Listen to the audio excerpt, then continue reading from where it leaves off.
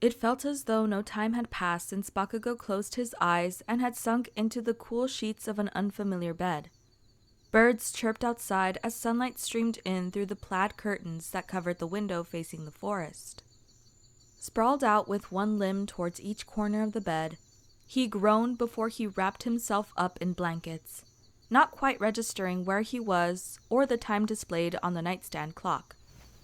It was only when the distinct smell of cooking food hit his nose that he peeked one eye open. A single red eye sleepily spun around the room in an attempt to jog his memory. Where? Oh, fuck, we're on vacation, he said, voice muffled by the slightly too soft pillow. He knew sleeping in a bed again would feel good, but it was truly a heavenly experience compared to your couch. The idea of arguing about it again tonight urged a grunt out of Bakugou. Maybe, just maybe, he'd consider putting forward the idea of sharing it.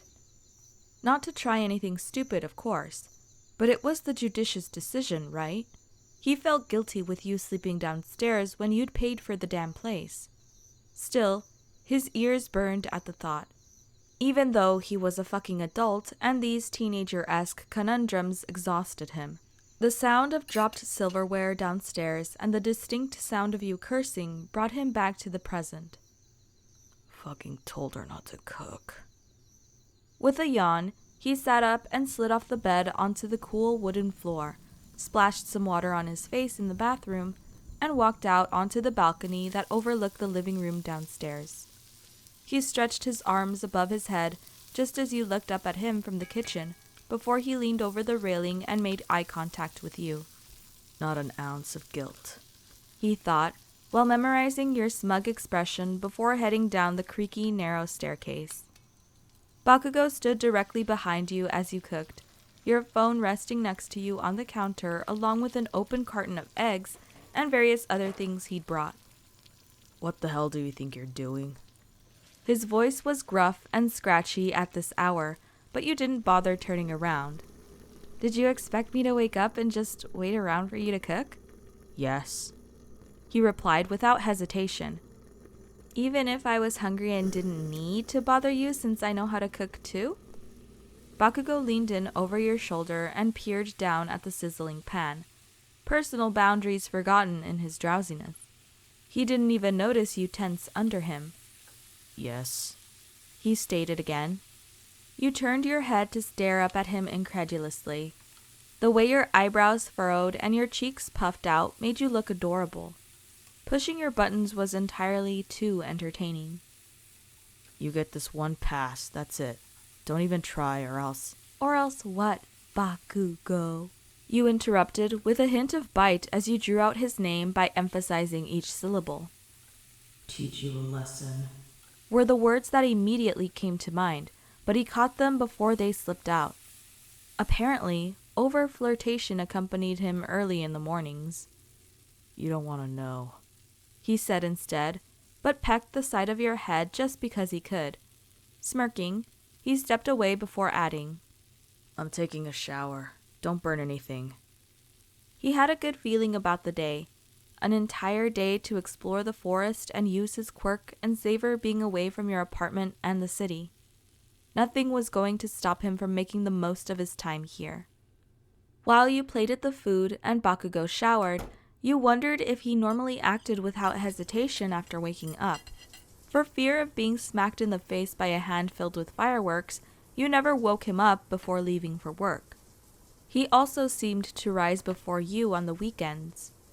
When you'd looked up towards the balcony earlier, you'd caught a glimpse of bare abs and low-slung sweatpants as he'd stretched up towards the wooden ceiling. Too hot for his own good, you grumbled, while setting a kettle on the stove for hot tea. Bakugou's adorably sleepy expressions mixed with the hard, battle-worn lines of his body in a way that you still struggled to wrap your head around at times. And he was all yours. For now, anyway.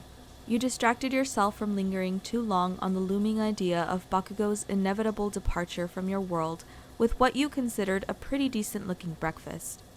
Eating quickly enough without Bakugou to talk to, you took your plate and dirty dishes over to the sink. He'd be pissed that you washed them, but he would have to deal with it. Maybe they have some cotton or something here I can use as earplugs. Ugh, his quirk is so loud, but maybe I can actually read a bit today. Watching him backflip and exert complete control over his quirk was certainly entertaining, but you needed something else to keep you busy for a while if you planned to stay outside most of the day. As if on cue, Bakugou stepped out of the bathroom, and your hand stilled under the warm water. His hair was still slightly damp. A few strands hung down limply in front of his face, a contrast to the normal volume they had when dry. The black tank top he wore stuck to his skin, and you couldn't help but stare. Bakugou stopped in his tracks and pinched the bridge of his nose, obviously annoyed that you'd gone behind his back to clean up in addition to cooking.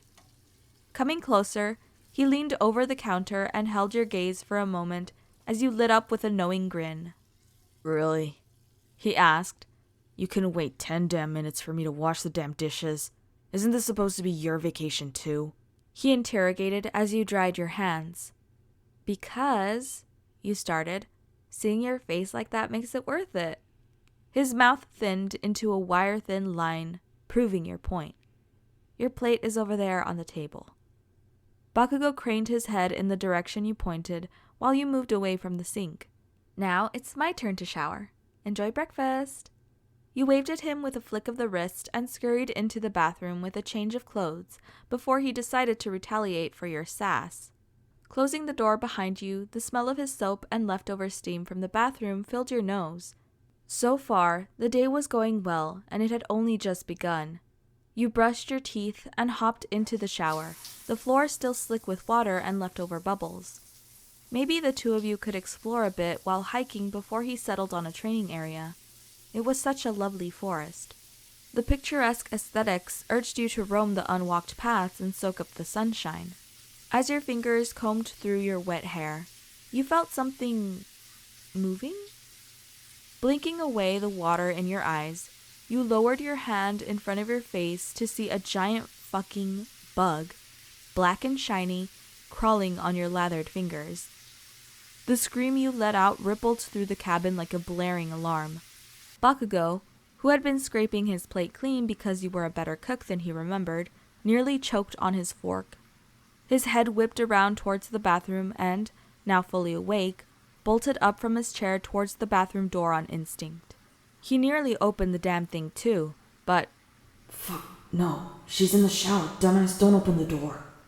Instead, he pounded on it with his fist while he heard a bizarre string of noises and grunts from inside. What? You okay? He called out. A distinct thud echoed from the shower as he held his ear up against the door, confusion flooding him. What the hell is happening? He asked himself before knocking again. Finally, you answered with an unusually strained voice, blurting out, "I'm fine," before he heard nothing besides the sound of running water. Honestly, he wasn't convinced, but he wasn't about to barge in while you were No. He grit out, tearing himself away from the door with his sweaty hands thrown up in the air as he forced his mind to remain clean. Bakugou took a deep breath before stomping into the kitchen with a glance back at the bathroom door over his shoulder. He saw the kettle on the stove, but what he really needed was some ice-cold water at the moment, as he waited for you to come out and explain what the fuck had happened. With no more bizarre commotion coming from the shower, Bakugou scrubbed his plate in the sink. He finished that task just in time to see you step out of the bathroom looking like you'd seen a ghost rather than calm and refreshed. He grabbed your phone that sat on the counter and caught your attention, asking, "What the hell was that scream for?" You shivered and frowned as you'd stepped out of the cold downpour when he damn well knew he left plenty of hot water for you. Don't you dare laugh," you ordered with an accusatory tone.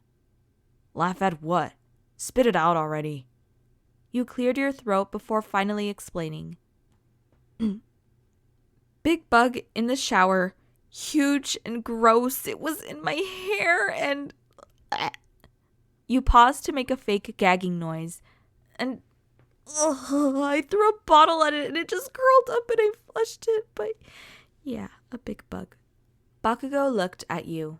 his slack face perfectly deadpan to your story. A bug. You spread your arms out wide above your head for exaggeration. It was huge! Bakugou shook his head, disbelieving your dramatics with a smirk.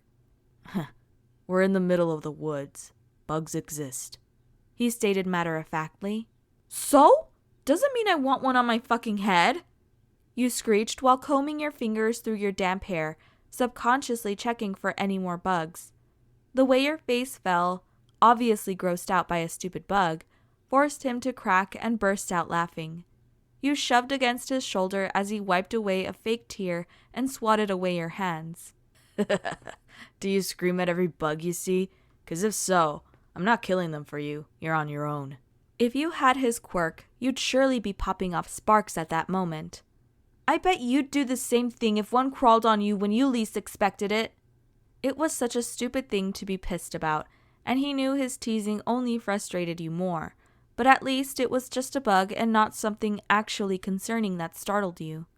Crossing your arms, you snapped at him with, "I'm glad my moment of torment amuses you so much."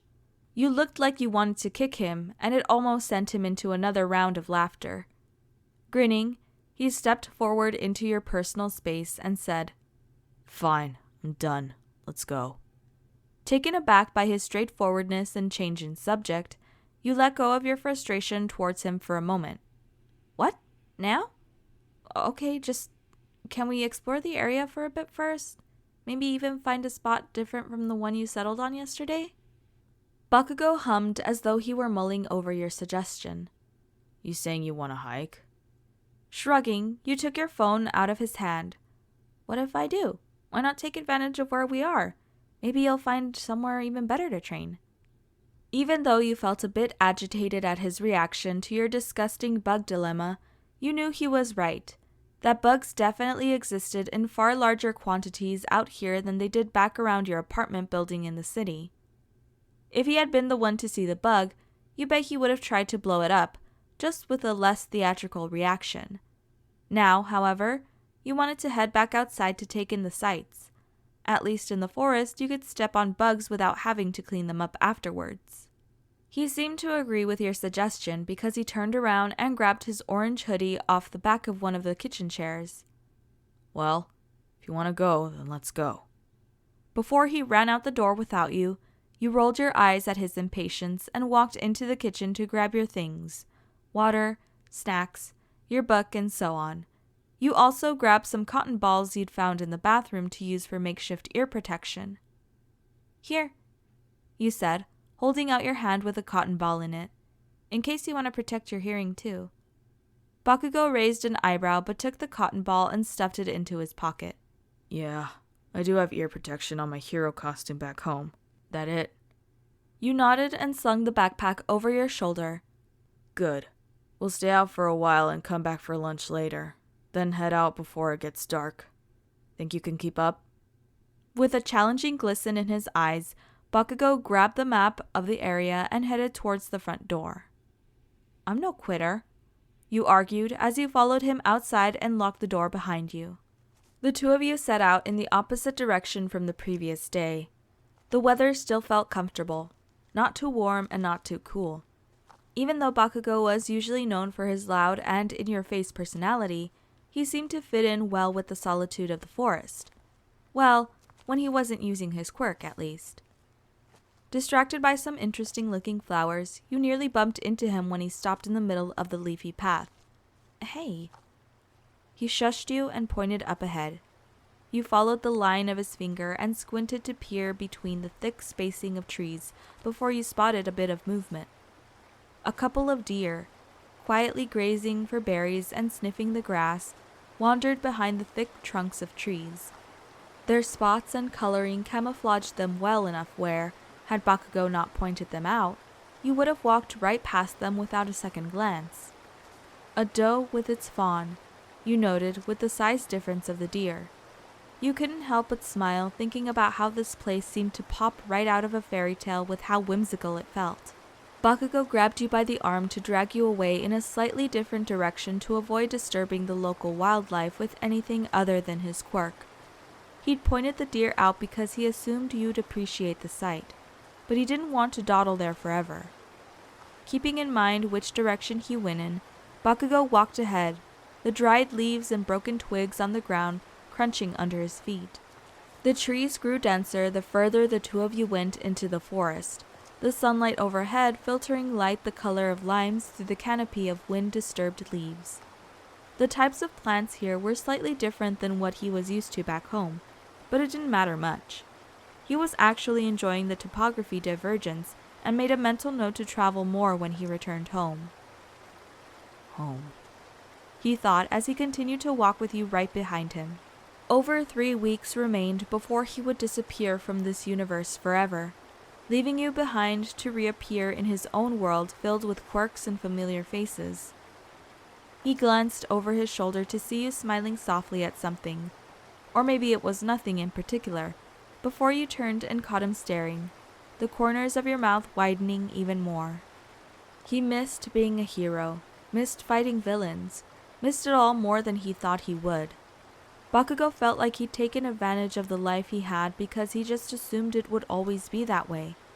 But now he had this temporary alternate life here, and a small voice in the back of his mind told him not to let the same thing happen twice. Eventually, a break in the trees appeared and another clearing came into view. This one seemed more naturally formed than the other one, with grass and flowers growing haphazardly on the uneven ground. If he listened intently, he swore he could hear the rushing sound of a river close by. "Here?"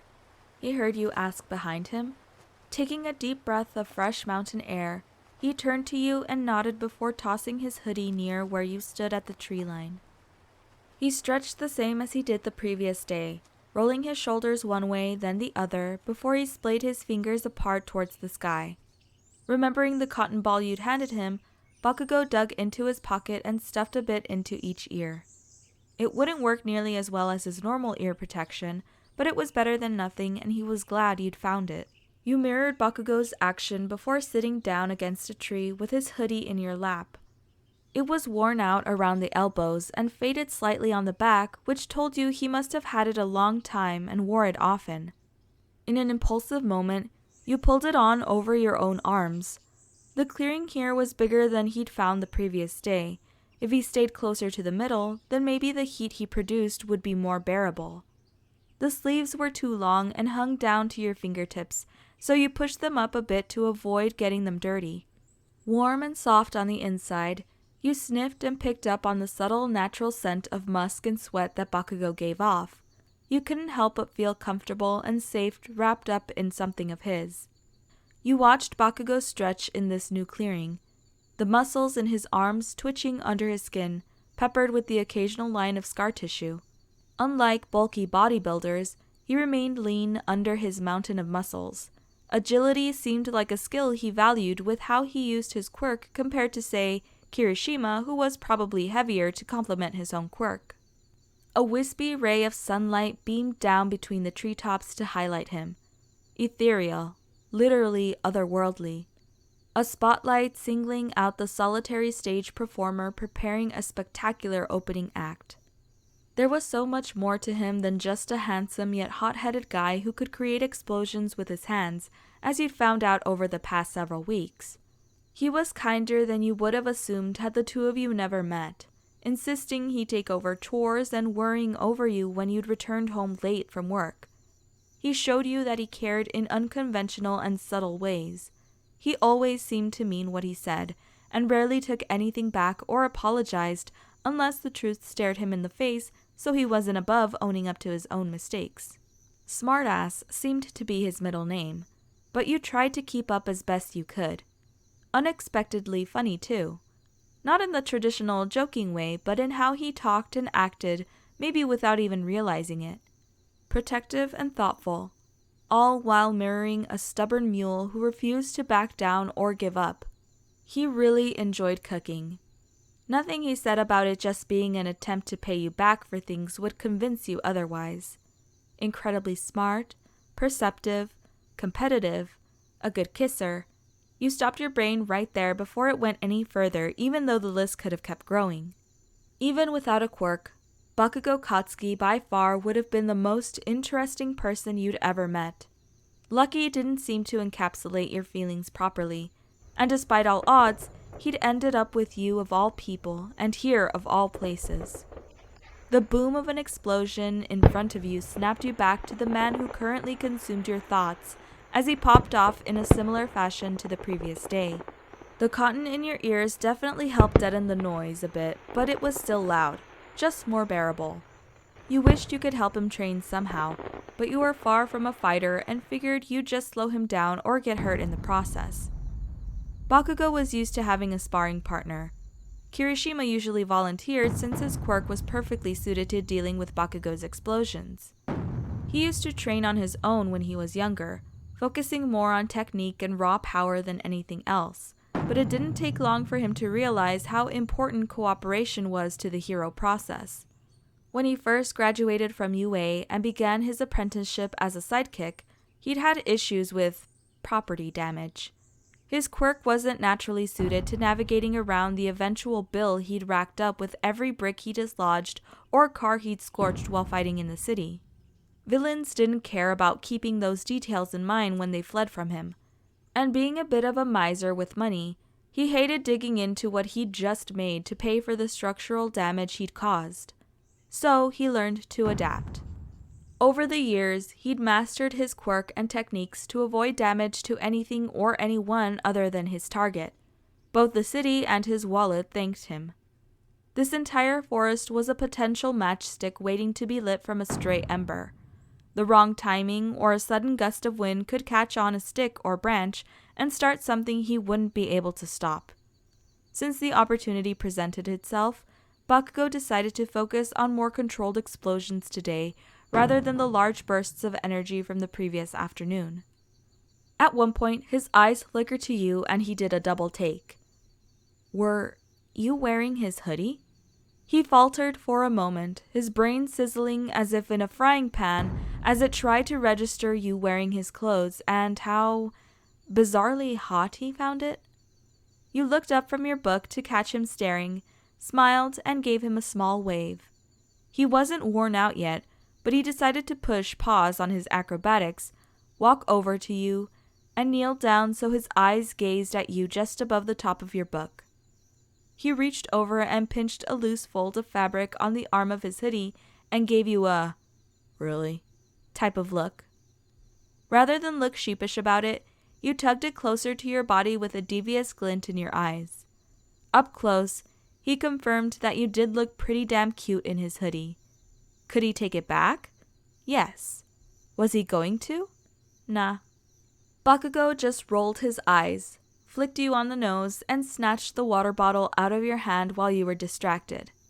"Hey!" you blurted out, reaching forward in a futile attempt to grab back your water bottle. He easily kept it away from your groping hands and, when he'd downed half the bottle, held it out for you to take with a smirk. "You have your own bottle, you know."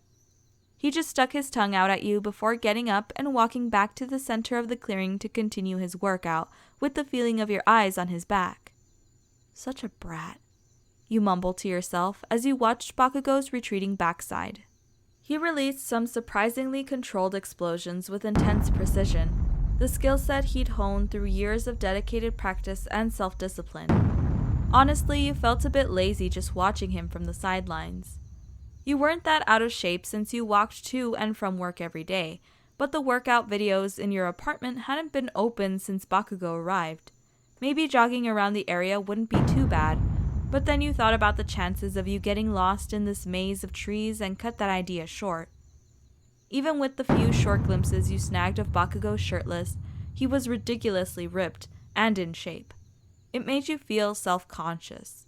You didn't really compare to him in that way, but you reminded yourself that he came on this trip with you, gave you good morning kisses, and a brain malfunction had rendered him temporarily stupid when you came home from work on Thursday. He wasn't the type to lie very easily, so there was no reason to be down on yourself, right? Bakugou Katsuki liked you just how you were, and that thought alone eased your unfounded anxiety. You stood up to stretch and reached your hands up towards the sky. The sleeves of Bakugou's hoodie pushed up around your elbows. Rather than wander too far, you walked around the trees nearby, running your fingers across the rough bark, your nails snagging on the occasional twig.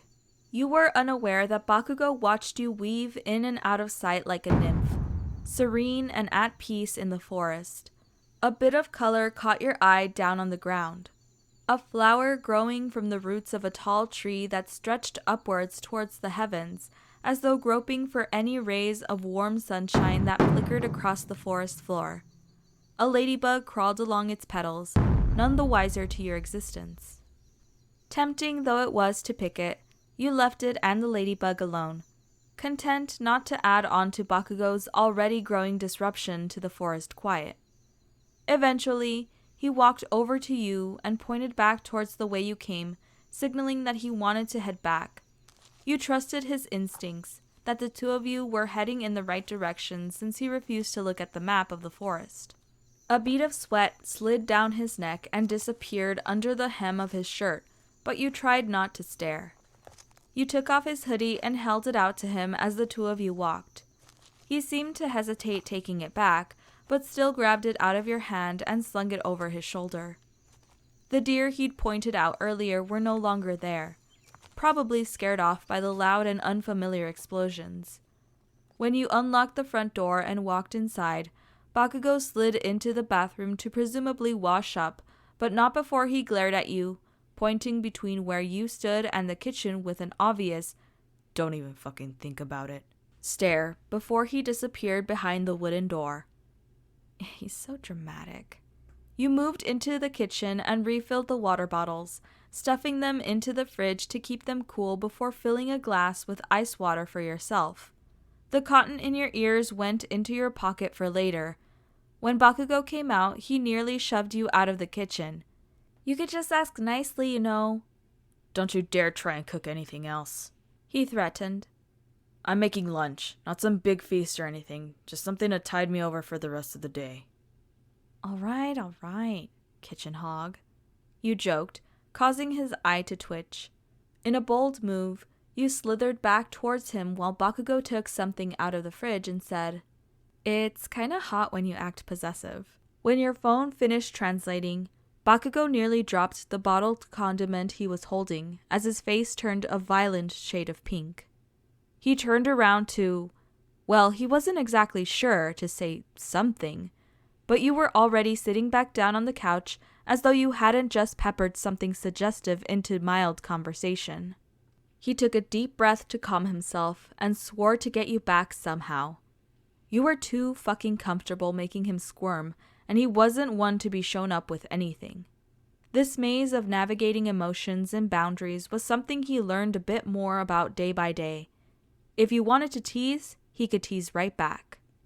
When the food was done, he called out to you still lounging on the couch. You bolted up and sat across from him at the table once you'd plated your food. He'd catch you off guard later with a bit of payback. "Not yet," he thought. "Thank you for lunch, Bakugou," you declared before taking a bite, doing that stupid chair wiggle that signaled how tasty his food was. "Oh, I forgot to ask this morning. Did you sleep well? In the bed, I mean." The stray notion of sharing the bed that had popped into his head this morning was tempting to bring up, but he still wasn't sure about it himself. He knew what you were getting at, though. "If you want to bring this back up, then prepare for another argument." You hummed as if you knew something he didn't. We have all day. And I can be very convincing. You didn't answer my question, though. Was there a trick up your sleeve? Were you plotting something in that devious head of yours? Yes, he would definitely have to get you back somehow.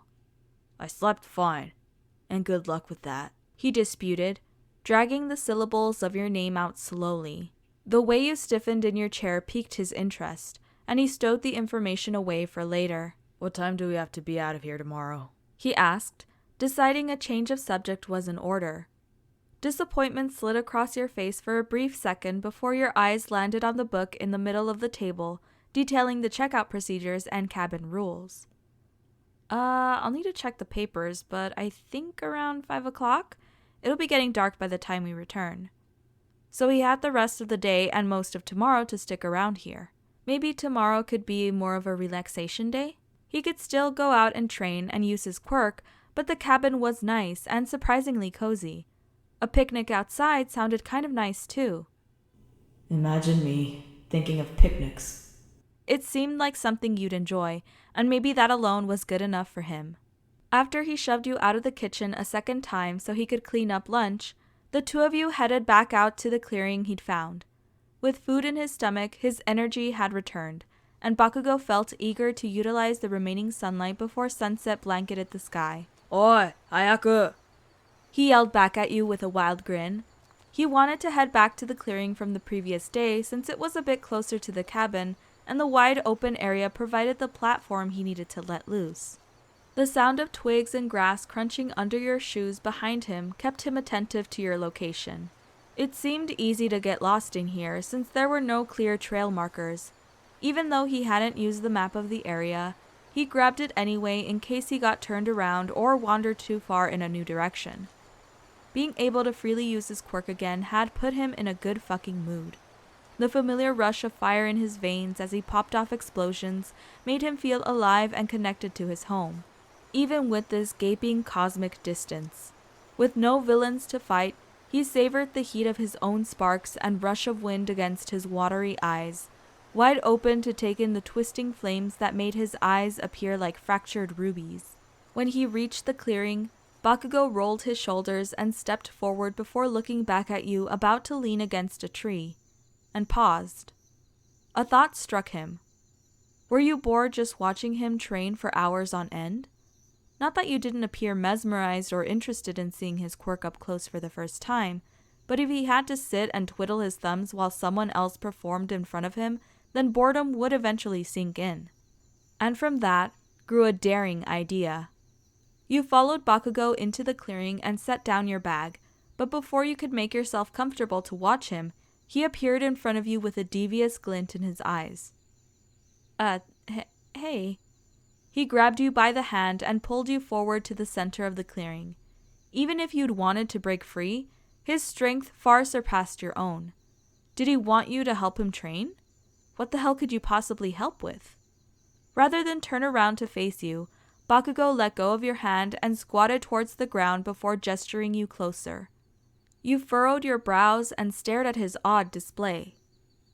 Okay. Impatience really was Bakugou's middle name, because as soon as you were close enough, he reached over his shoulder and grabbed your wrist to wrap it around his neck. Flush with your chest against his back, you couldn't hold back the blush that rose to your cheeks.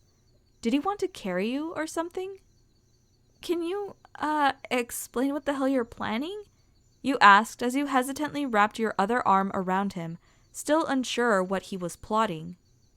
No time was wasted as Bakugou promptly stood up and forced you to hold onto him tighter lest you fall right on your ass to the ground.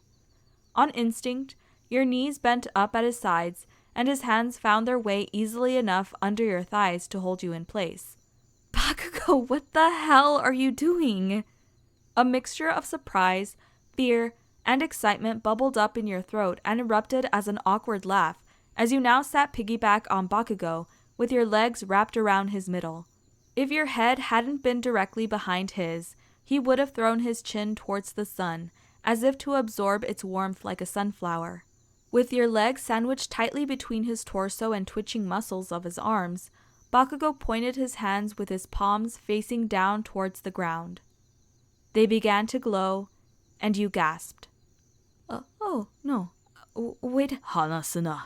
He growled with a wild grin over the roar of what sounded like an engine as you felt heat on your legs from his quirk as his palms sparked. As panic spread through your veins, you tightened your hold around his neck and gripped with all the strength you had in your legs. He wouldn't let me fall. He'd catch me.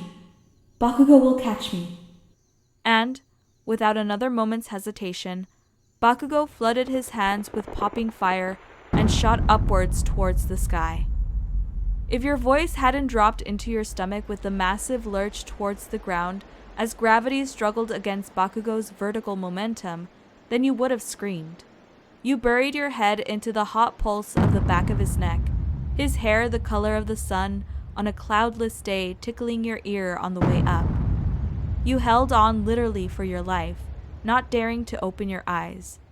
They stung as wind whipped down your back and through your hair in all directions as Bakugou soared like a rocket past the tallest treetops at the zenith of the clearing. Leaves stung your legs, but the feeling was temporary as he erupted through the branches like a breaching whale at high speeds, exploding through the calm of the sea to soar through the air. Vibrating in your chest like a wheel about to zoom off its axle, your heart attempted to force blood back into your head, since most of it had been pulled downward. Then, almost as abruptly as he departed from the solid ground below, Bakugou stopped. He stopped in mid-air, his quirk suspending the both of you above the tree line like a hovering drone. Oi! He managed to say, through the whistling wind and roar of his quirk in your ringing ears. Your fingernails dug into your arms and your ankles were hooked together in front of him. An eye peeked open as you managed to squint and peer over his shoulder. Whatever fear had flooded your skin like the condensation on a cool glass was hastily wiped away as you gasped at what could only be described as terrifyingly beautiful. The sea of trees below and an almost endless stretch of blue and white and orange like a pastel swirled smoothie. Looking at the ground to realize how high up you were would have been logical, but your eyes were glued to the sight before you, the view that Bakugou had dragged you into. Bakugou. You adjusted your grip around his shoulder so you were right against his ear. You weren't sure how long he could stay aloft like this. Despite the way your heart pounded and your eyes watered and a smile split your face, your feet desperately longed for solid ground. Arigato! This is beautiful! The sound of his laughter vibrated through his back and into your chest, keeping your heart rate steady. You managed to reach close enough to kiss him on his high cheekbone, not unlike he'd done this morning. Your stomach dropped and you yelped as he faltered for a fraction of a second in the air, apparently thrown out of his concentration by your kiss. He took this as his cue to begin his descent down towards the ground, which you appreciated because your arm strength could only hold up for so long. He took his time lowering the two of you back down past the treetops. You closed your eyes to memorize the sight of the sky, the mountains far off in the distance, the soft flutter of crawling clouds that Bakugou had shared with you, a sight that you would never have seen outside of an airplane window or Google image search had it not been for him. Bakugou landed squarely on the ground with a thud, his feet solid and knees bent slightly to cushion his landing. Without the blaring distraction of being tossed into the air like a child's rocket science project, you realized how terribly warm your butt and thighs felt with his quirk in such close proximity. He attempted to help you down off his back, but you stumbled anyway as the blood flowed back into your legs, even though the entire trip probably lasted less than a minute. You okay? He asked, finally turning around with a Cheshire cat grin that oozed of curiosity now that he could properly see your face. When you stood up, you flipped your hair back and ran your fingers through it like a damn shampoo commercial before clearing your throat, planting your hands on your hips firmly, and staring at him. The veil of annoyance you wore lasted about 2 seconds before it fell away, replaced by a shimmering grin as your hands came up to shield your giggling. Warmth spread through him at the sight. It was a risk, to take you up on a little journey up above the trees to show you his quirk up close and personal, but it definitely paid off. He carried people to safety in a similar fashion, but was obviously able to communicate to them what he was going to do. He hated surprises for himself, but springing them on you seemed like endless entertainment if this was how you reacted. Words seemed to fail you as you spun around in a circle before facing him once more. Try as you might to appear annoyed with his dangerous antics, your sparkling eyes gave you away. Good. You huffed, finally defeated. Yes, Bakugou Katsuki. Good. Well, now that you were safely back on the ground and his temporary urge to literally take your breath away was sated for the time being, it was time to train properly. He leaned into your space and bent down as if to kiss you, except he grabbed your shoulders and turned you around towards your bag that lay against the shaded trunk of a tree. Two could play the teasing game. You looked aghast at this denial of affection, but when he popped off a few sparks, you scurried quickly enough back to the outskirts of the clearing. He unashamedly watched your ass retreat and tore his eyes away before you turned around to catch him. Today was turning out to be a damn good day indeed. He'd get you back sooner rather than later. The starstruck look you always gave him when he initiated things told him to do it more often, even though it fought directly with his apprehension towards physical affection, considering the context and circumstance. Explosions flooded the area as he used the next hour to train properly, exercising within the space provided. Every once in a while, he glanced over to you, your eyes meeting whenever you didn't have your nose buried in your book. He had left his hoodie back at the cabin, so you, to his dismay, weren't hoarding it this time. By the time Bakugou finally stopped for a break, you had come down from your adrenaline rush high. You couldn't shake the giddy feeling buzzing under your skin even if you wanted to. It was, all danger aside and whether he intended it to be or not, probably the most romantic thing anyone had ever done for you, and no one besides Bakugou Katsuki could have pulled it off. You were on your third cookie by the time he strode over to you, good mood and pride rolling off of him in waves. Water? You stood up and held out the full bottle towards him, your own bottle halfway done at this point. The almost kiss he teased you with earlier made you want to pounce on him, to be honest. Bakugou grabbed the bottle from your hand, but didn't stop walking until he nearly brushed up against your knee. His crimson eyes trained on you. An aura of heat and sweat surrounded him, and your throat ached for moisture even though you'd taken a sip minutes before. His eyes sparkled with humor as he sipped from the bottle. Is there something on my face? Shit, did you have cookie crumbs all over your mouth or something? He just shrugged, either from not understanding you or not wanting to directly answer your question you weren't sure. I swear, if it's another fucking bug. You began before raising a hand towards your face to wipe off some invisible assailant.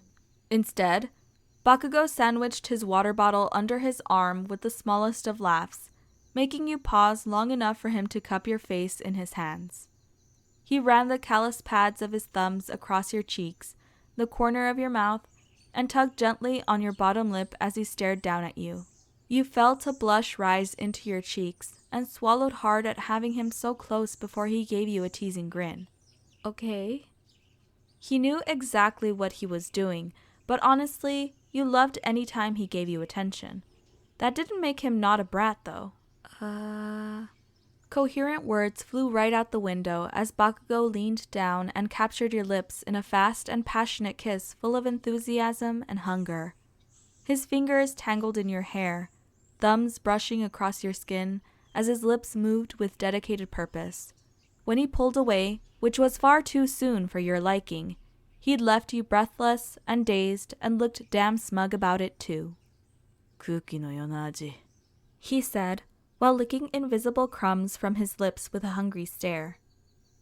What just happened? You really wished those cookies weren't so dry because you desperately needed a drink of water after that brief makeout session. Bakugou was still so close, and his very warm hands still cupped your chin, and his fingers trailed the hair on the nape of your neck, and you knew you were blushing while he looked down at you with absolute amusement. Payback for your teasing earlier? Probably. Were you going to tease him far more often if you got this in return? Absolutely. Hands that could destroy buildings and flare like fireworks now caressed your face like the soft clouds you'd seen drifting overhead. He brimmed with extremes, and they made your head spin from how quickly he flipped one switch off and another on. Every facet of him, every side he dared to show like a rough-hewn garnet that only caught the sun's reflection if turned the right way. You cherished it like a dried flower stowed away in the pages of an old book. He kissed you once more, but this time you were ready for it and made sure he'd come back for more later with just the right amount of give and take. When he pulled back, you saw him tug on his bottom lip with his canine before wiping his face clean of everything except smug satisfaction, handing you back the water bottle and turning around back towards the center of the clearing. You stared at his retreating back and ran your fingers through your hair, not really remembering the last time you felt this happy. Your lips still tingled from his kiss, your tongue finding the taste of him there to keep for just a moment longer. Remembering how thirsty you were, you set down his water bottle and grabbed your own. The bottle fell empty to your side less than a minute later. Watching Bakugou move with such clarity and precision, you tried to think of ways to get him back later. Maybe, just maybe, you could convince him to share the bed with you tonight in a non-sexual kind of way. Just cuddling, of course. If you gave him some puppy dog eyes and buttered him up enough, he'd probably give in. You shifted from foot to foot when, after a while, you realized all that water you drank brought on the call of nature. "Damn it," you mumbled. The cabin was too far away to run all the way back just to use the bathroom, and you didn't want to make Bakugou stop what he was doing to escort you there and back. Guys had a much easier time with things of this nature, but it couldn't be helped. When you had to go, you had to go. He wouldn't notice if you were gone for a couple of minutes, right? Just scoot away, do your business, and come back. Easy. With his back to you, you silently grabbed up your bag that you stuffed some toilet paper in for just such an occasion and backed away into the woods to find a secluded spot to do your business. I thought I heard a stream. Perfect. The sound of trickling water splashing across smooth rocks caught your attention, and you moved towards the sound to find a clear stream running from one unseen end of the forest to the other. You could wash your hands in here afterward. I'm never taking indoor plumbing for granted again. Ugh. Distant explosions and the occasional yell told you Bakugou hadn't yet noticed you were gone. Using the great outdoors as a bathroom was uncomfortable to say the least, but you got it done and felt much better afterward.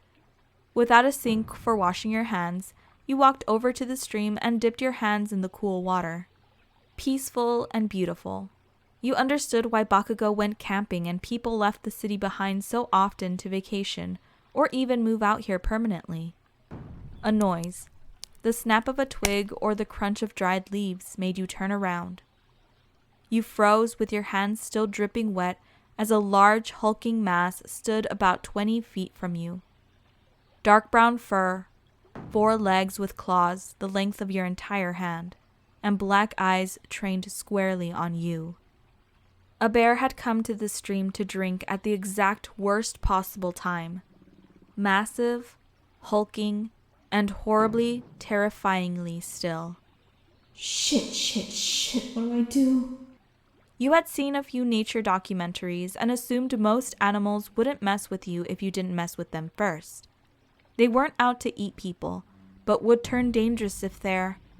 A small growl to your right made you nervously flicker from the bear to see a cub, far closer to you than you wanted it to be, curiously sniffing as though it didn't intend to put your life in danger. All mothers were protective of their children, and bears didn't know a good human from a bad one. You bit the inside of your mouth so hard you tasted the hot sting of iron and blood as your fingers shook and your pulse raced, and tears threatened to spill over and cloud your vision. Please go away. Please. Were you supposed to play dead with bears? Run? Something else? You couldn't remember, your mind blurry with the hypothetical worst-case scenario. The heel of your boot touched down on solid ground as you attempted to back away slowly, hoping the sound of Bakugou's explosions would deter the bear. But then it huffed, and you saw the gleam of yellow teeth and pink gums as it took a step towards you, towards its cub. Panic filled you like a pot boiling over with scalding water as you took another step, and another. If you could make it back to Bakugou, if you could just... Your foot broke a twig, and the sound echoed far louder than you thought a single twig could. The mama bear huffed again, louder this time, and the cub barked at you like a dog threatened by the helpless person delivering mail. So, you did the stupidest possible thing you could have done. You ran. The combination of good mood and exhilaration kept Bakugou focused on his training. The adorably dazed look you gave him after the kiss wouldn't leave his mind. You liked him, liked being with him, and the thought put an extra pep in his jumps and leaps. Of course you fucking did. You'd told him multiple times, but every time he thought about it, some stupidly sappy grin made its way onto his face. Everything combined had distracted him from the fact that you disappeared without him realizing. It wasn't until he looked up expecting to see you sitting against the tree that he finally noticed you were missing. Immediately, he stopped, looked around, and wondered if you were hiding behind a tree or something to pop out and scare him. That seemed like something you'd do. Oi, where are you? He called out.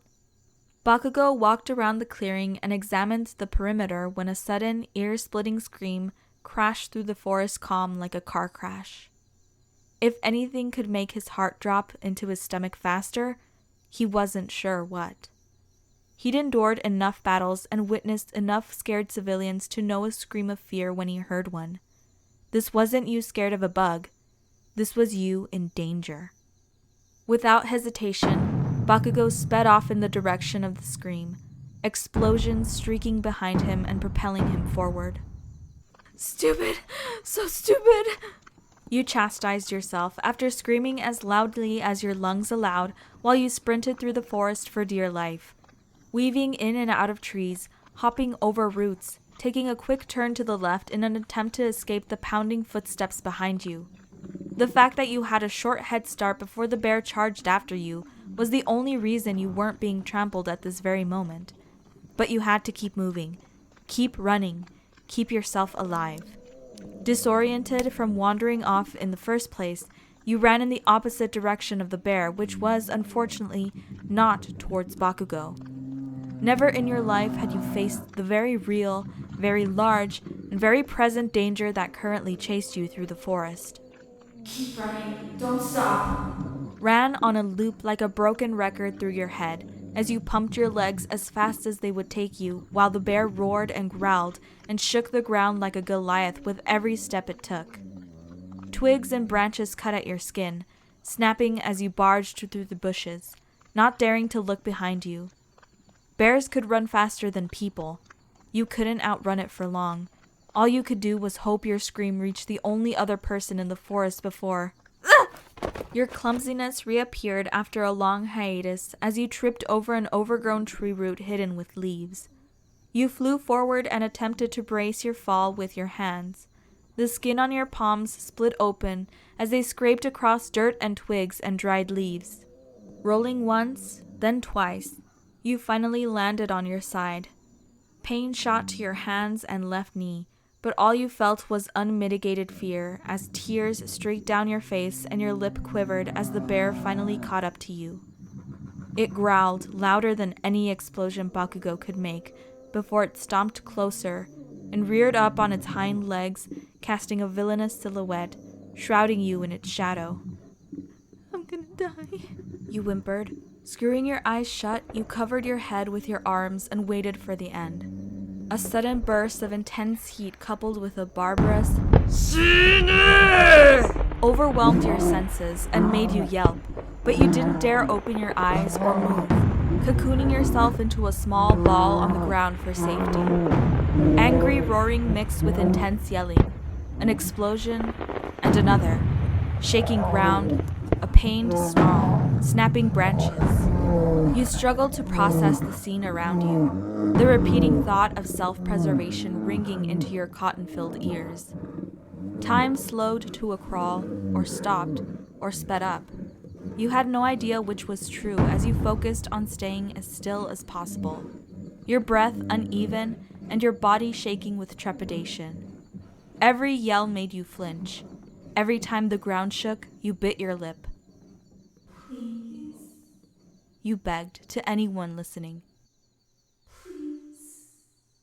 The rustle of leaves faded away as Bakugou's now familiar voice, loud and angry, cut through the deafening silence. Adrenaline subsided as pain flooded into your hands and knee. You dared not move a muscle. Footsteps came close. close, closer to you until you felt someone nearby. He said something in Japanese.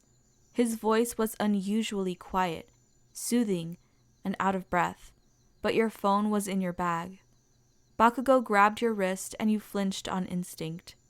His touch was soft, and his hands burned warm as he slowly pried your hand away from your face, his other hand on your back. You felt drained, like every ounce of energy you had disappeared and seeped into the ground where you lay. Lingering panic of what you might see kept your eyes glued shut. Bakugou bent forward and whispered something as he gently pulled you up and to him, wrapping his arms around your shoulders. You pressed your head into his chest and felt his heart beating erratically against your forehead, felt his breathing across your skin, and his fingers rubbed circles on your shoulder. Vision blurry from tears, you finally managed to open your eyes and peer through the gap in his arm at the now empty forest. No bear, no movement. Only you and Bakugou remained. You waited for the bear to come back and finish the job. But when it didn't, when you realized you were actually safe, you felt your body shake violently as a sob wrenched itself free from your throat. Throwing your arms around Bakugou, you clung to him like a life raft adrift in the middle of the ocean. Fingernails gripped at his shirt as you buried your face deeper into his chest and bawled, unable to catch your breath or calm down even though you were safe and sound in his arms. Drowning, sinking, you gasped for air. Bakugou said something, but you could barely hear him over the sound of the bear's snarls replying in your ears and your own frantic hysterics. At some point, Bakugou moved. You let him shift you like a limp doll as he scooped you up into his arms and carried you, presumably, back towards the cabin. Bakugou, even now, still struggled at times with the area of hero work that required more than just a strong quirk and good reaction time, reassuring those caught up in villain attacks. He often left the aftermath of rescue work to people more suited to dealing with high-anxiety situations, like Kirishima with his infectious smile, Uraraka, who specialized in recovery jobs, or Deku, who obviously inherited All Might's penchant for comforting folks even when they didn't ask for it. Right now, though, as you cried in his arms and he carried you silently back to the cabin, the only repeating thought running through his mind was, comfort you. By the time he made it back, it was still light out, but night would fall in a few hours. Your sobs had slowed, but you still clung to his shirt desperately, knuckles white with strain. Your hands were dirty and bloodied. Sticks and leaves clung to your hair. A gash marred your knee, visible through an open rip in your jeans. Fuck, He thought. she locked it. I need the key. He hated to put you down, but he wasn't about to break through the door unless he had to. Hey. He whispered through your sniffles. Every pained sound you made clenched at his heart. He hated it. Carefully, he lowered his arms in an attempt to put you on your feet. Your legs wobbled, but you seemed aware enough to stand. The cut on your knee forced you to limp and avoid putting weight on that leg. He'd need to clean and dress your wounds before they got infected. Bakugou slid your backpack from your arms. Quickly, he dug through the pockets until he found the key, grateful that it hadn't fallen out in the forest. That would have been a damn mess that he didn't need right now. Rather than lead you into the cabin, Bakugou picked you back up once the door was open. You were obviously in shock, but he could deal with this. He had to. People in this world were safer in a way, and he was sure you never expected to be chased by a fucking bear. He set you down on the couch, your arms sliding down from around his neck to hang at your sides. The blank stare in your eyes made his blood run cold, as he knelt down to check for any damage other than the scrapes on your hands and gash on your knee. If you had a concussion or needed a doctor, he was surely fucked since he wasn't a medical professional, but he found no other visible streaks of blood or bruises. Stay focused, He ordered to himself silently. Bakugou never wavered during a fight, never hesitated when faced with danger, and never shook when he stared fear in the face. Violence he dealt with easily, but this? He swallowed the lump in his throat and kept his hands steady as he stroked your hair, picking out a couple of leaves in the process. So still. You sat like a statue, barely acknowledging him. Not knowing what else to do, he hesitantly left you on the couch to search through the bathroom for a first aid kit. His own reflection stared back at him in the mirror above the vanity, eyes tired and full of unfamiliar worry. It was eerily similar to that night you'd worked late and he'd run around the damn park looking for you. Only this time, something bad very nearly happened. The scene replayed in his head as he closed his eyes while leaning on the marble countertop. Following your scream, he sprinted through the trees until he heard an unfamiliar noise, the roar of an animal, which spurred him on as fast as his legs would carry him. The bear, hulking and large and angry, came into view. He looked ahead just in time to see you trip and fall. Blasting his way forward, the animal reared up over you before Bakugou pummeled it in the face with an explosion. Bakugou stood between you and the bear, keeping it back until he drove it away to scurry back off into the forest. 1, 2 seconds later and... Fuck no. He spat through gritted teeth and clenched jaw. The what-if scenarios of hero work did him no good. Instead, he focused on the current reality that you were all right, and he wouldn't let anything else happen to you while he was around. With renewed focus, he flung open every drawer until he came upon a first aid kit with the Universal Red Cross painted on the front. It looked old, and a thin veil of dust coated the front, but the contents were still good. As Bakugou rummaged through the bathroom, you attempted to focus on the room in front of you, on the warm lights overhead, bright enough to hurt your eyes, on the couch where you sat. Molasses seemed to have replaced the blood in your veins from how slowly you felt like you were moving, as if slogging through water. At least it didn't feel like you were drowning anymore. You looked to your right and saw a tissue box perched on the side table. Reaching out towards it, you paused after seeing the dried blood and raw skin on the palm of your hand. It still stung, but the pain had subsided a bit since Bakugou saved your life. He'd rescued you and carried you back here. Such an overwhelming thought threatened to choke you into submission once more, but you forced yourself to swallow and grasp the tissue box, pulling it towards you. You winced at the throbbing in your knee, which looked worse off than your hands. Movement made you look up as you wiped a tissue across your eyes and face. Bakugou walked towards you with the white and red box in his hands before sitting next to you on the couch. Suddenly, an awful thought struck you like a slap across the face. "Bakugou!" you yelped, turning to him in a panic. He obviously wasn't expecting you to turn around from lethargic to dynamic. Are you okay? Oh my god, you fought a bear and... You reached towards him, but he grabbed you by the wrist to keep you from tackling him. It was then that you noticed the tired yet relieved look in his eyes. Hi. I'm okay. Slowly, he let go of your hands to make a typing gesture. Oh, your phone. Although you were more aware and awake than before, your movements still felt slow and labored as you reached into your bag to find your phone and open up the app to talk. Bakugou slid the first aid kit in front of him. I need to wrap your wounds so they won't get infected. You looked down at your hands, dirty with soil and scratches from when you fell, and sighed. Hiding them away in shame felt like a much better idea, but you knew he was right. And, just to top it all off, all the crying had started to swirl into a headache. Tongue pressed to the roof of your mouth, you were about to launch into what you only imagined would be a rambling apology, but Bakugou interrupted you with, Go shower first. Wash the dirt and blood away so the bandages don't get wet. The clarity and warmth the hot shower provided sounded as soothing as it did exhausting. You felt so tired all of a sudden, like the sheer effort to stand up and move was more than you could handle, but wallowing in self-pity did you no favors.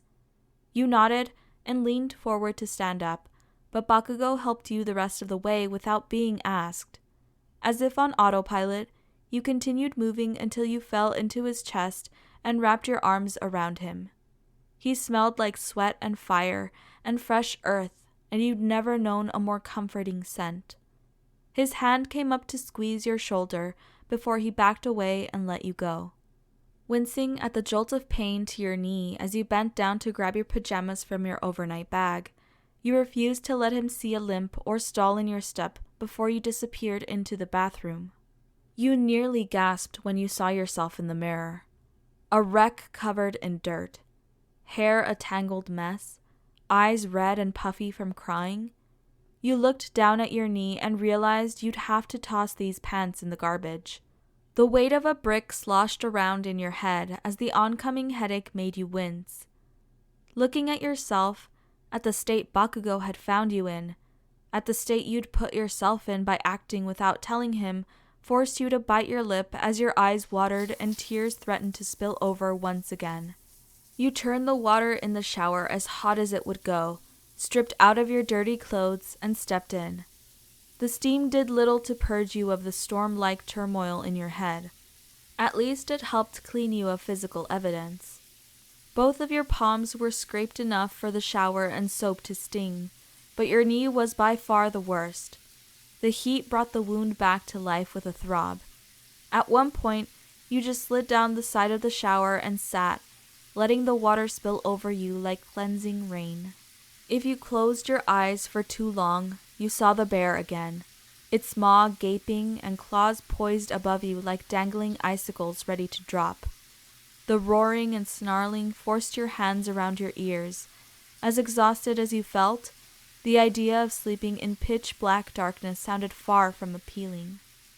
Once you'd picked all the leaves out of your hair and scrubbed your skin raw, you stepped out and dressed in your pajamas with your torn pants under your arm. When you came out, you tossed them in the trash without a word and went to sit on the couch where the first aid kit rested. Bakugou was busy in the kitchen, trying to focus on making dinner when he heard you shuffling behind him. You looked more refreshed, but still stressed and tired. He desperately wanted to ask where the hell you were in the forest and what happened for a bear to chase you, but he felt like you needed a decent night's sleep before he questioned you about it. He set aside the chopping knife to return to his spot next to you on the couch and opened up the first aid kit. Feel better? He asked, even though he already assumed the answer. A little. You nodded, extending a hand to him. Without the dirt and dried blood, it didn't look as bad as before, but he still needed to prevent any infection. Once a year, they made all active heroes take a short refresher course on basic first aid in the event that medical responders or paramedics couldn't make it to a scene in time.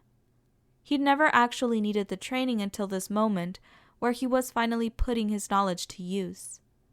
You'd barely spoken to him since the incident, aside from the frustratingly typical of you act of asking about his own well-being before tending to your own. He wasn't hurt at all from the fight, not even a scratch. A bear stood no chance against him despite its unpredictability and lack of communication skills. For you, though, being chased by something like that must have been scary. He'd been there before, loath though he was to admit it. He took your hand in his own and pulled out a bottle from the kit.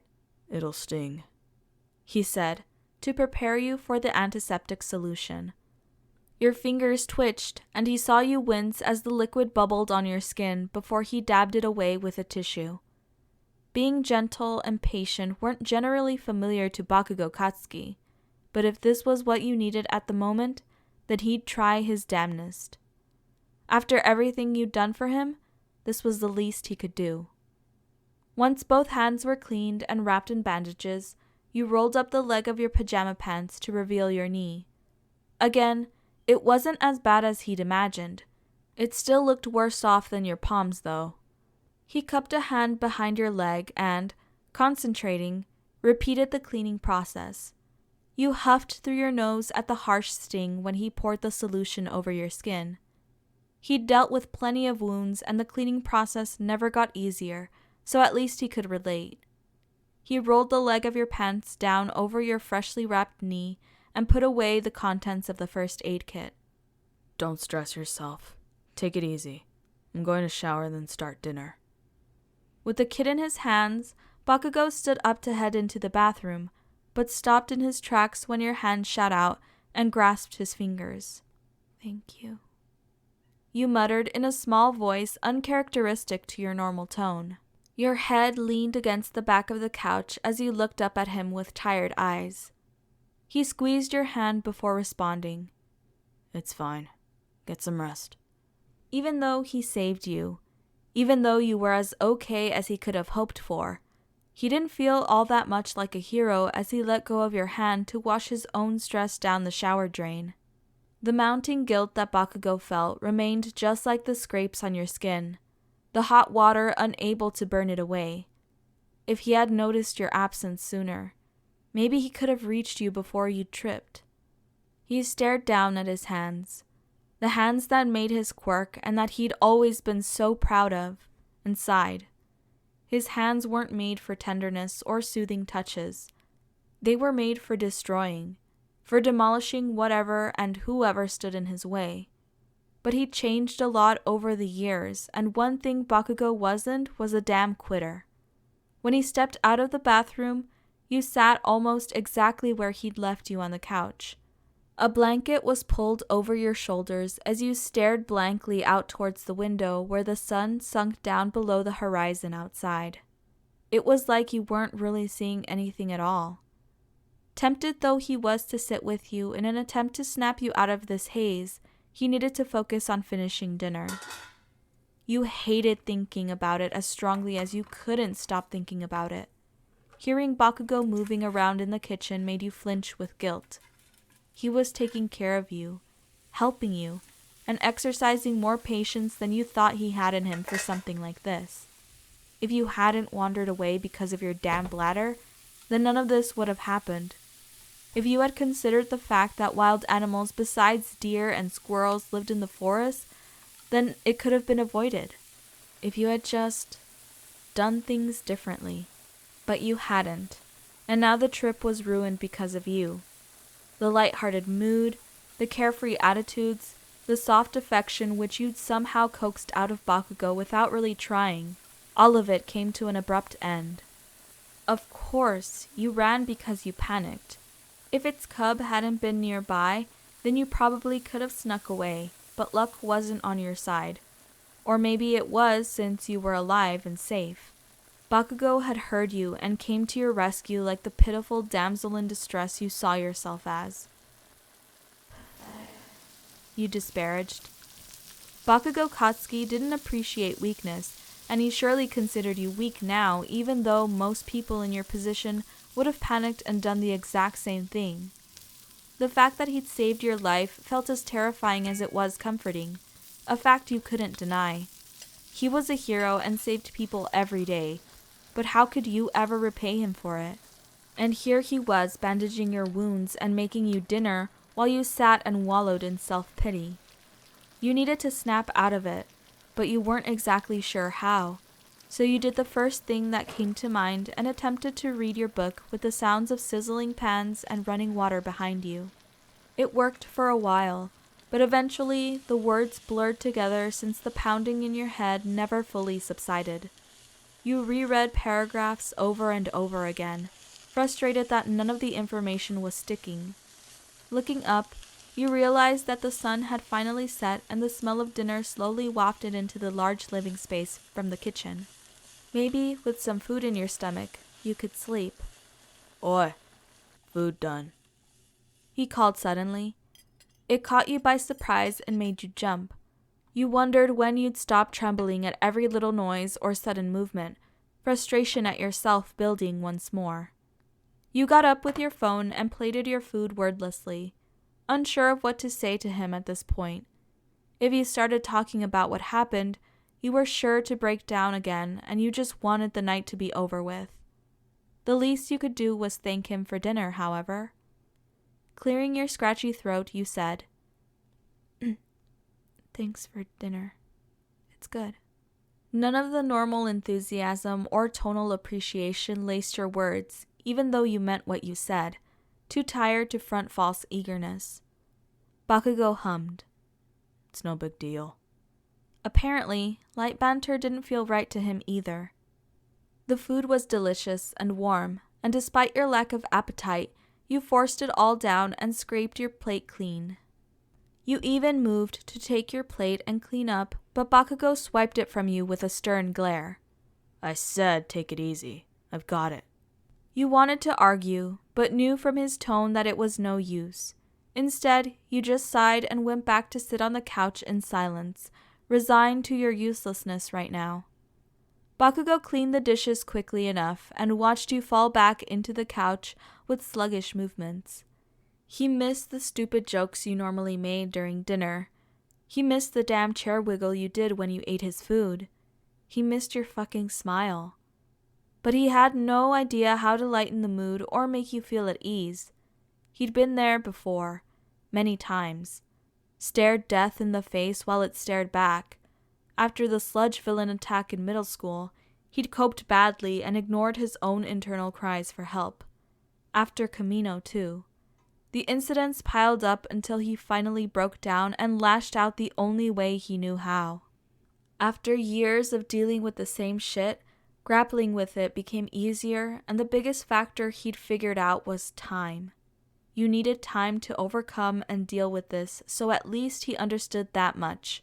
And even though patience wasn't his strong suit, he'd damn well try or wind up a hypocrite. He sat down on the couch next to you and hoped you weren't actually planning on sleeping there tonight. No amount of arguing would change his mind on that. Wordlessly, you leaned against his side and closed your eyes. Instinct told him to wrap an arm around your shoulders and run his hands through your still damp hair. You seemed to relax at that. Good, he thought. After a while, he looked down to find you asleep on his chest. As carefully as he could, Bakugou picked you up and carried you up the stairs to the bedroom, pausing and internally groaning as the wooden stairs creaked with every step. The bed was still unmade from when he left it this morning. Bakugou laid you down and pulled the covers over your curled silhouette. He stared at you for a minute to reassure himself that you were actually asleep. You looked so relaxed as if the afternoon hadn't happened and everything was fine. Silently, he closed the door behind him and marched downstairs with a heavy sigh. He hoped you slept through the night and that tomorrow would be better. Darkness permeated everything around you like viscous ink. Your inability to see amplified every snapping twig and rustling leaf that seemed to echo towards you from all directions. With your hands out in front of you, you began to walk, groping blindly for an exit. The noises steadily grew louder, until you started running, hoping to get away from whatever unseen threat had locked onto you like helpless prey. No sound came out as you tried to scream, voice silent in stark contrast to the roaring winds that howled in your head and whipped your hair around you. Then, in the darkness up ahead, you saw a small white light and ran towards it, desperately hoping for an exit. Please, you mouthed. help me. But then the light flickered out before it split into two, like an amoeba splitting through mitosis. The lights rose into the air like searching spotlights before they landed on you, blinding and devoid of warmth. A maw of white teeth, dripping red, split open like a wound below the lights before issuing an ear-splitting growl, like a foghorn. Everything turned the color of blood as it dived down and... You jolted awake in the darkness, your voice raspy as you struggled to catch your breath. A cold sweat coated your forehead and neck. Disoriented, you looked around to try and figure out where you were. Where am I? A bed, sheets, a pillow. However, this wasn't your bedroom back home. It smelled heavily of wood and laundry detergent. The cabin? But weren't you on the couch with Bakugou and... Suddenly, heavy footsteps echoed outside, and the bedroom door swung open to reveal a tall, dark silhouette with broad shoulders and spiky hair. Gasping, you gripped the sheets with white knuckles before you realized it was Bakugou and not some horrible monster. He came into the room and turned on the bedside lamp, flooding the room with warm light. You must have yelped louder than you realized from his concerned expression and knit brows. You felt ashamed that a nightmare had affected you so much, but at that moment, you set your humiliation aside and opened your arms wordlessly to ask for something only Bakugou could provide: comfort. A sigh escaped him before he sat on the edge of the bed and appeased your request with his arms around your shoulders. You buried your head in his chest and bit your lip to keep from crying again as you wrapped your own arms around his middle. Strong and sturdy and warm, Bakugou felt like protection and safety incarnate. After a minute like this, Bakugou reached towards the bedside table where he laid your phone and held it out to you. You hesitantly let go to pull up the app to talk. Nightmare? He asked, straight to the point. You cleared your throat and nodded hesitantly. Admitting it felt as difficult as swallowing tacks. If you closed your eyes for too long, the visions came flooding back. You didn't want to be alone. When he moved as if to get up, you panicked and reached out to grab a hold of his shirt. Wait! Biting your lip, you tried to avoid sounding desperate, but you had to ask anyway. Your voice low and nervous, you said, "Stay with me tonight, please?" Bakugou inched back into the mattress as he processed your words. This morning, when he'd entertained the idea of sharing the bed, the context had been wildly different. He couldn't have predicted the events that transpired today. If he said no, he'd be a giant asshole. If he said yes, what did that mean? Just lay here with you? He could do that, right? He'd just been sitting downstairs anyway, unable to sleep with so much on his mind. What if you were still like this tomorrow? What the fuck did he need to do to fix this? You tugged on his shirt and forced him to look down at your pleading eyes. That made up his mind. Okay, he replied. Tension eased out of your shoulders in visible relief. Let me turn out the lights downstairs. You loosened your grip enough for him to head down and switch off the lights one by one until only the bedside lamp by the bed remained. He almost stubbed his damn toe on a chair from the darkness, but made it back up in one piece.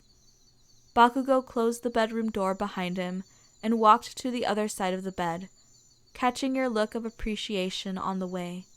You turned out the remaining light in the cabin as he crawled under the cool covers and felt you do the same. Despite the comfort of the mattress, he couldn't relax, unsure of what to do now. A gap of space remained between the two of you, hesitant to cross boundaries when you were in this state. But even now you took the lead and groped for his hand in the darkness, holding onto it like a lifeline at sea. If this was what you needed, then he could do it. "Arigato," you whispered. He hummed in response as his body slowly unwound and eased into the soft sheets with your body heat close by. Eventually, his eyes closed and, with his palm pressed tightly against yours, fell asleep to the gentle pulse of your heartbeat.